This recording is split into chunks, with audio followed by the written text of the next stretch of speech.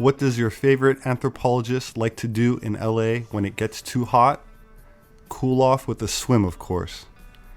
I was actually on my way to the J. Paul Getty Museum today, as I'm told there's an exhibit including some alchemists that I wanted to see. J. Paul Getty was a British-born oil tycoon named the richest living American in 1957 by Fortune magazine, while the 1966 Guinness Book of World Records named him the world's richest private citizen. So let's go have a look, shall we?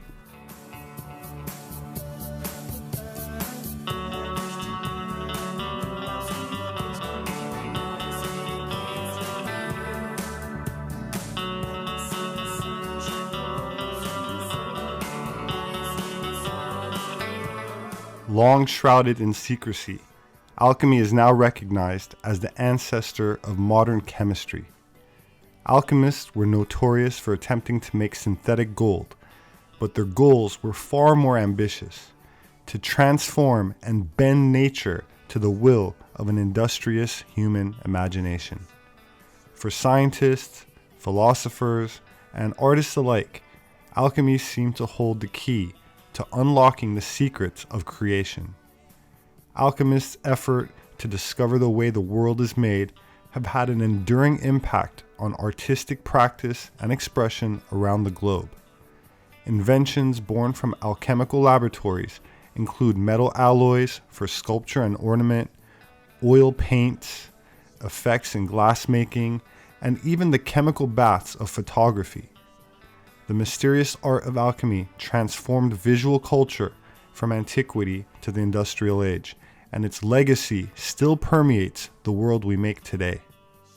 During the Middle Ages and the Renaissance, the manufacture of pigments and colored inks used for painting and writing manuscripts was part of the science of alchemy, a precursor of modern chemistry concerned with the transformation of matter. Moreover, some artists' interests went beyond the practical chemical operations involved in the production of pigments as they became involved in the more spiritual and theoretical aspects of alchemy. Alchemy employed a systematic set of symbols and technical terms commonly recognized by laboratory technicians and natural philosophers alike to indicate and record scientific operations, formulas, and ingredients. The physical world was composed of 4 elements, while the heavens included a 5th. Quintessence, or ether, is the 5th element that binds the 4 classical elements, water, fire, earth, and air, together. It is the strongest and most powerful element, and in the late 19th century, physicists postulated that ether permeated all throughout space. In Greek mythology, it was thought to be the pure essence that the gods breathed, as alchemists sought to isolate this quintessence, or 5th element, and incorporate it within medicine and elixirs. In the following short excerpt, Manly P. Hall describes the difference between chemistry and alchemy.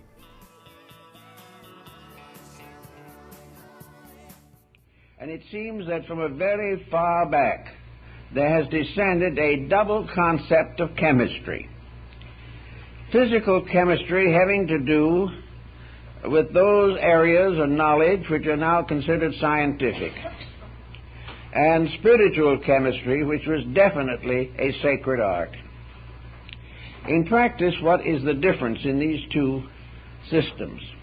I think probably Paracelsus summarized this rather well when he pointed out that the alchemical transmutation was impossible unless the alchemist himself was in the process of transformation.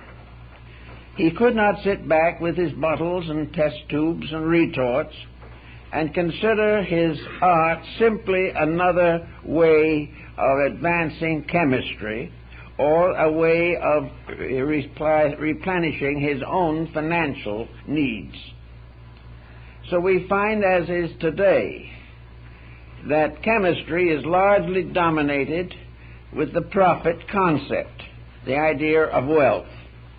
We are making all kinds of chemical experiments for various reasons, some of them very good, some of them very dangerous, but always with a certain concept of return in material wealth for the good or the evil that is done. So that largely chemistry is a material art dominated by scientific inquiry and not in any way involving any necessary spiritual overtones. The chemist does not have to be a person of great faith.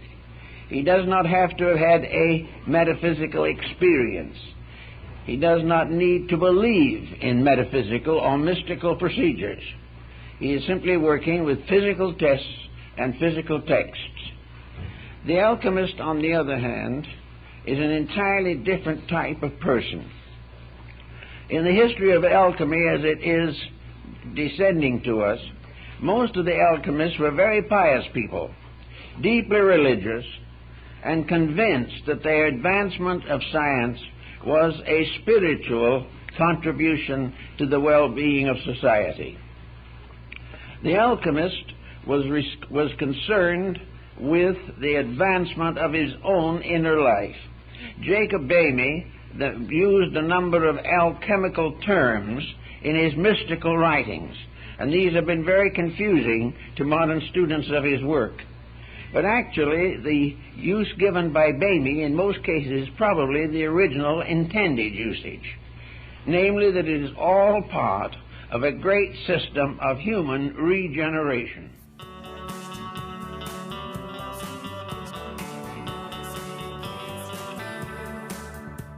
My name is Robert Sepehr. I'm an author, producer, and anthropologist.